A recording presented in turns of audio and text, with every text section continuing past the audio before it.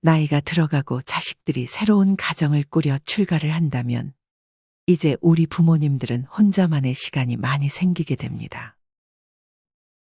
자식들과 함께 살 때는 그래도 자식들이 챙겨주기도 하고 아픈데 없냐고 관심도 가져주었지만 이제는 나를 그렇게 챙겨주는 사람이 없게 됩니다. 자식들도 일이며 본인 가정이며 바쁠 것이기에 더욱더 부모님의 건강은 뒷전이 되고 맙니다. 이렇듯 혼자 남겨지게 된다면 식사도 제때 챙겨 먹지 못하고 갑작스레 우울증이 몰려올 수도 있습니다. 혼자 사는 노인 중 단지 17%만이 자신이 건강하다고 생각한다는 통계가 있습니다. 혼자 살수록 건강관리에 소홀해지게 되는 것입니다. 실제로 나이가 들고 혼자가 될수록 다음과 같이 외로움을 타는 분들이 계십니다. 요즘 들어 부쩍 갑자기 화가 나고 눈물이 나고 열심히 살아도 사는 게 힘들고 좋은 일이 있길 바라기보다는 아무 일이 없길 바라보지만 그래도 내 맘이 자꾸 옹졸해지는 것 같습니다. 요양병원에 들어간 지 한 달 된 엄마를 유리창 너머로 보고 오니 갑자기 밀려오는 우울감의 마음을 다스리기가 어렵네요. 물론 외로움을 잘 안 타는 성격이라 꿋꿋이 혼자 잘 살고 잘 놀다 갈 것 같아요. 라고 생각하는 분들도 계시지만 실제로 현실이 닥치면 어떻게 마음이 편할지 모릅니다. 그렇다면 자식들이 출가하고 혼자 남겨져도 어떻게 하면 노후를 행복하게 보낼 수 있을까요? 오늘은 행복한 노년을 위해 반드시 줄여야 할 것들 4가지에 대해 알려드리겠습니다. 첫 번째는 의존하는 습관을 줄이는 것입니다. 부모님들 중 특히나 자식에게 의존하는 부모님들이 계십니다. 하지만 만약에 어렸을 적부터 자식에게 너가 나를 먹여 살려야 한다. 너는 나와 함께 살아야 한다. 라는 말을 하게 되면 자식들은 당연히 그러겠다고 하지만 막상 속으로는 부담이 될 수밖에 없습니다. 혼자 남겨진 분 중에 자식에게 의지하려는 생각을 하시는 분의 글을 읽어드리겠습니다. 남편하고는 남이나 마찬가지고 서로 정없이 살고 있어요. 매일 가슴이 뻥 뚫린 것 같이 살다가 아예 기대라는 걸 버린 지 얼마 안 됐고요. 그냥 감정이 없는데 가끔 슬퍼요. 공허하고 외롭고 딸이 둘 있는데 이 애들만 보면서 살고 있어요. 정말 아주 많이 의지해요.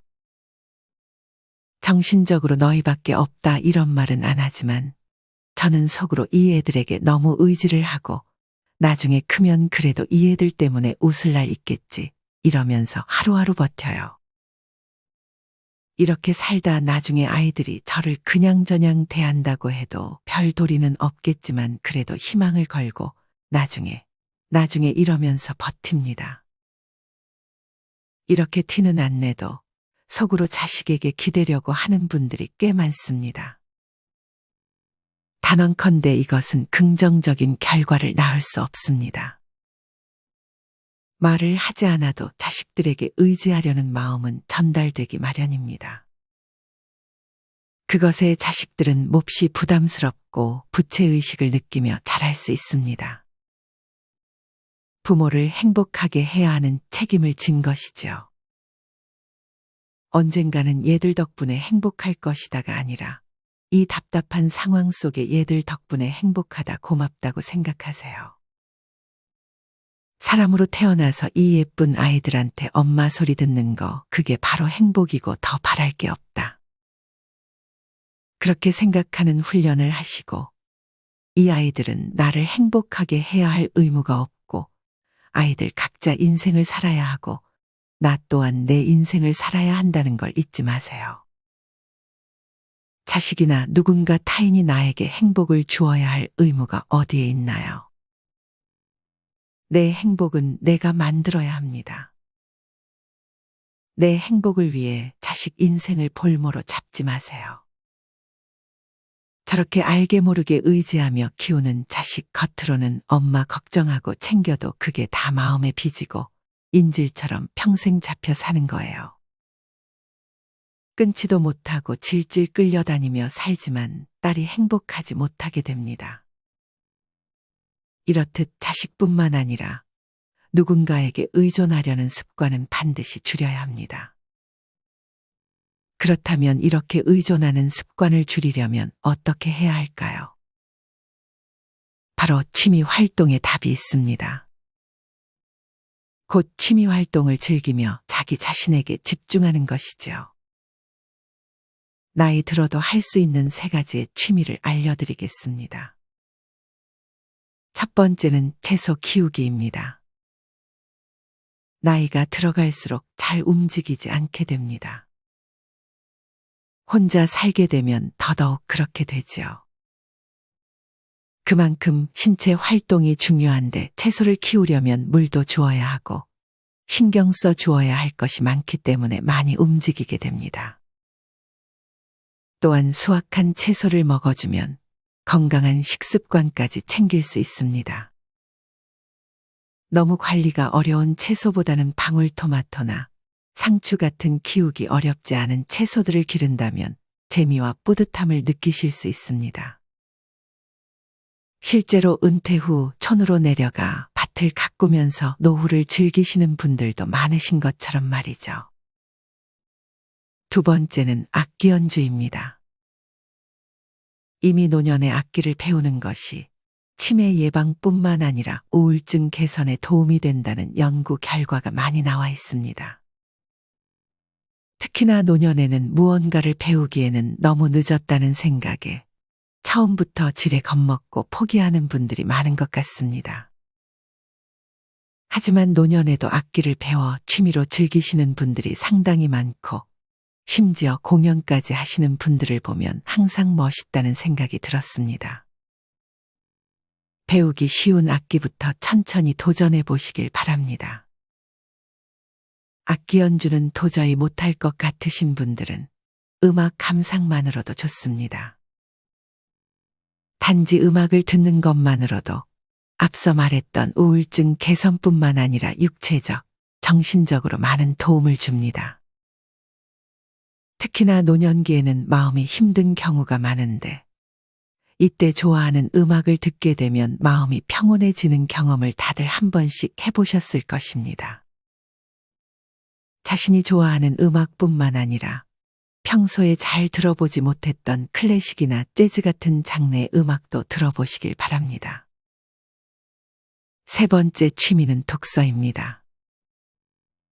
주말에 도서관에 가면 나이 드신 분들이 앉아서 책을 읽고 있는 것을 가끔 보곤 합니다. 일주일에 한 번이라도 이렇게 도서관에 가게 되면 몸을 움직일 수 있을 뿐 아니라 공짜로 독서라는 취미를 만들 수 있으니 도서관에 가는 습관을 만드는 것이 좋습니다. 책을 읽는 것의 장점은 다들 아시리라 생각합니다. 책은 또한 내가 경험해보지 못한 것을 간접 경험할 수 있게 해주기 때문에 독서라는 취미에 빠지면 그 자체로 즐거운 삶을 살 수 있습니다. 처음에는 읽기 쉽고 읽고 싶은 책을 고르는 것이 좋습니다. 이렇게 자기만의 취미를 갖는다면 자기 생활하기 바빠 남에게 의존하려는 성향이 없어질 것입니다. 두 번째로는 불필요한 인연을 줄이는 것입니다. 이와 관련하여 법정 스님은 다음과 같이 말씀하셨습니다. 함부로 인연을 맺지 마라. 진정한 인연과 스쳐가는 인연은 구분해서 인연을 맺어야 한다. 진정한 인연이라면 최선을 다해서 좋은 인연을 맺도록 노력하고 스쳐가는 인연이라면 무심코 지나쳐 버려야 한다. 그것을 구분하지 못하고 만나는 모든 사람들과 헤프게 인연을 맺어 놓으면 쓸만한 인연을 만나지 못하는 대신에 어설픈 인연만 만나게 되어 그들에 의해 삶이 침해되는 고통을 받아야 된다. 인연을 맺음에 너무 헤퍼서는 안 된다. 옷깃을 한번 스치는 사람들까지 인연을 맺으려고 하는 것은 불필요한 소모적인 일이다. 수많은 사람들과 접촉하고 살아가고 있는 우리지만 인간적인 필요에서 접촉하며 살아가는 사람들은 주위의 몇몇 사람들에 불과하고 그들만이라도 진실한 인연을 맺어 놓으면 좋은 삶을 마련하는 데는 부족함이 없다. 진실은 진실된 사람에게만 투자해야 한다. 그래야 그것이 좋은 결실을 맺는다. 아무에게나 진실을 투자하는 것은 위험한 일이다. 특히나 나이가 들어 나와 별로 안 맞는 사람과 인연을 맺게 되면 스트레스가 심해질 확률이 높습니다. 나보다 나이가 어리든 많든 일단 내가 가진 정보가 아무것도 없는 사람하고는 처음에 존댓말을 쓰며 확실한 거리를 두는 것이 좋습니다. 아니다 싶은 느낌이 들면 무조건 일말의 여지도 없이 칼같이 손절하는 것이 현명합니다. 상대방이 나한테 선의를 베푼다 해도 받은 만큼만 되돌려 주어야 하며 내가 받은 그 이상 돌려줘도 괜찮은 사람은 진정으로 감사를 아는 사람들한테만 하는 것이 좋습니다. 남을 이용만 하려는 사람, 그저 받기만 하려는 사람, 감사할 줄 모르는 사람들과는 거리를 두어야 합니다. 나이가 들어갈수록 그냥 아는 사람 100명보다 나를 잘 알아주는 사람 1명이 더 귀합니다. 남을 도와줄 때도 마찬가지입니다. 호의를 베풀었을 때 나를 호구 취급하는 사람과는 특히나 칼같이 연을 끊어야 합니다. 젊었을 때 이런 일을 당하면 그래도 시간이 있어 회복할 수 있지만 나이가 들면 회복력이 떨어져 죽을 때까지 상처를 안고 살아야 할 수 있습니다. 어릴 적 은인이라고 생각했던 인연조차도 결국 내 인생을 좀먹는 사람이었다는 걸 죽기 전에야 깨닫는 사람들도 있습니다. 그러니 판단을 잘해야 합니다. 자기 자신이 우선입니다. 나를 힘들게 하는 인연을 내가 외롭다는 이유로 곁에 두는 것은 좋지 않습니다. 세 번째는 앉아있는 시간을 줄이는 것입니다. 통계에 따르면 하루에 남성은 평균 8시간, 여성은 평균 7.8시간 동안 앉아서 생활하는 것으로 나타났습니다. 특히나 사무실 안에서 근무하셨던 직장인 분들이라면 앉는 것이 하루 대부분의 시간이었을 것입니다. 심지어 이렇게 오래 앉아 있는 것은 흡연보다 건강에 안 좋다는 말도 있기 때문에 우리는 더더욱 자식 생활에서 벗어나야 합니다. 사실 자식들과 같이 살 때는 억지로라도 몸을 움직이게 되는 경우가 많습니다. 하지만 자식들이 나가고 혼자 살게 된다면 여기에다 내가 움직이는 취미를 갖고 있지 않다면 그냥 앉아서 TV를 보는 시간이 하루 일과 중 대부분을 차지할 것입니다. 오래 앉아 있는 것은 소화기관에도 안 좋을 뿐만 아니라 관절에도 좋지 않을 수 있습니다. 운동을 매일 하는 것이 좋지만 운동을 안 해본 분들이라면 운동하는 것 자체가 매우 어려울 것입니다. 이럴 때는 앉아 있는 시간을 줄이는 것 먼저 시도해 보면 좋습니다. TV를 보다가 중간에는 꼭 일어나서 5분씩이라도 제자리 걷기나 스트레칭을 해주는 것은 큰 도움이 됩니다. 기회가 된다면 밖에 나가서 걷는 것도 좋습니다. 걷기는 노년에게 최고의 운동입니다. 관절 다칠 일도 없고 그렇게 힘든 운동이 아니기 때문입니다. 만약에 날이 너무 춥거나 비가 와서 나가기 싫다면 집에서 제자리 걸음을 하는 것만으로 건강에 큰 도움이 됩니다. 이렇듯 걷기는 혈관 기능을 개선해주고 비만을 예방할 수 있게 해줍니다. 특히나 관절염이 생겼을 때 계속 좌식 생활을 하면 더 악화가 되기 때문에 좌식 생활에서 멀어져야 합니다. 무릎 아픈 상태에서 바닥에서 일어나려면 통증이 심하고 바닥을 손으로 짚고 일어나야 하기 때문입니다. 또한 장시간 앉아 있는다는 것은 그만큼 운동하는 시간이 적었다는 것과 같습니다. 젊어서 일할 때는 특히나 운동 시간을 따로 빼기가 쉽지 않았을 것입니다. 앉아 있는 시간이 길면 그만큼 칼로리 소모가 적게 되어 쉽게 비만이 될 확률이 높아집니다. 이렇게 좌식 생활은 단점이 훨씬 많습니다. 그리고 이미 안 좋아진 후에 바꾸려면 쉽지 않습니다. 아프기 전에는 신경 안 쓰다가 아프고 나서 후회하는 분들이 많습니다. 하지만 이미 아프기 시작하면 그것을 고치기란 여간 쉬운 것이 아닙니다. 아프지 않더라도 미리미리 예방하는 습관은 반드시 지켜주는 것이 좋습니다. 마지막 네 번째는 식사량을 줄이는 것입니다. 나이가 들수록 우울증이 밀려와 한 번에 폭식을 하는 분들을 TV에서 종종 보게 됩니다. 사실 배고파서 먹는다기보다는 마음이 허해서 먹는 경우도 참 많은 것 같습니다. 하지만 이럴 때일수록 더욱더 식사량과 식단에 주의를 기울여 주어야 합니다. 사실 과식이라는 게 한 번 습관이 되면 그것을 고치기가 참 힘들어지게 됩니다. 또한 과식을 하고 나면 하루 종일 소화가 안 되고 부대끼는 느낌으로 지내게 되는 경우도 많습니다. 나이가 들수록 소화기관도 안 좋아질 수 있는데 여기에다 과식까지 하는 것은 정말 좋지 않은 습관입니다. 또한 나이가 들어 과식을 하게 되면 기억력이 감퇴되어 치매가 올 수도 있습니다. 미국 신경정신의 대학 교수 요나스 게다 박사의 연구에 따르면 하루 음식 섭취량에 따른 기억력 테스트를 실시한 결과 음식 섭취량이 많은 그룹이 적게 먹는 그룹에 비해 기억력 손상이 2배 이상 높은 것으로 발표했습니다. 과식은 기억력에 악영향을 끼칠 뿐만 아니라 배탈이나 구토 등 소화기관, 당뇨, 협심증 등 각종 성인병의 원인이 되기도 합니다. 그렇다면 과식을 멈추기 위해 어떤 노력을 할 수 있을까요? 첫째는 천천히 먹는 것입니다. 식사를 하고 나서 포만감은 보통 20분 정도는 지나야 느껴진다고 합니다. 하지만 10분 만에 이미 한 끼의 양을 먹었다면 포만감이 안 생겨 한 그릇을 더 먹게 되는 것입니다.